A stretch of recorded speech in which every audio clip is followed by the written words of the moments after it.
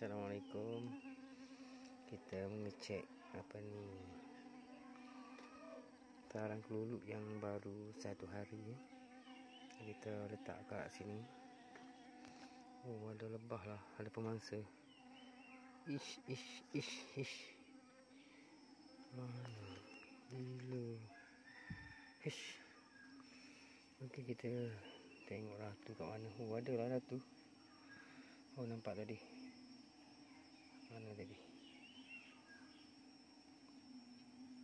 Ada ratu dia tadi.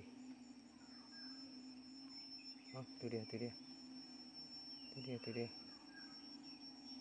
dia. Golek-golek lah. Tu nampak. Tu dia ratu. Alhamdulillah. Ingatkan dah cekik mati dah. Sebab kemarin potong dia punya sarang dia. Dia apa ni, sarang pun dia macam dah seksa sangat dah. Saya tengok sarang dia memang seksa dah kemarin. Jadi terpaksa kena tukar lah ke tempat yang baru. Alhamdulillah adalah ratu. Okey lah. Okey, tu lubang dia.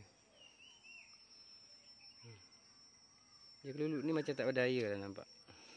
Anggota askar dia tak ramai. Jadi macam dia tak mampu lah nak buat corong ni lagi ni. Tak apalah. Apa gayanya. Lambat lagi lah. Mungkin 5 bulan, mungkin 6 bulan, mungkin 1 tahun.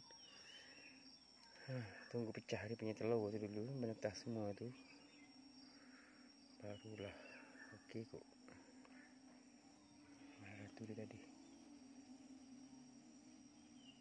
Tak ada dah.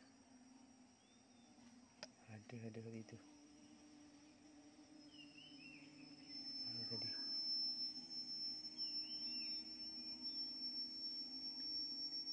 Mana ratu dia tadi?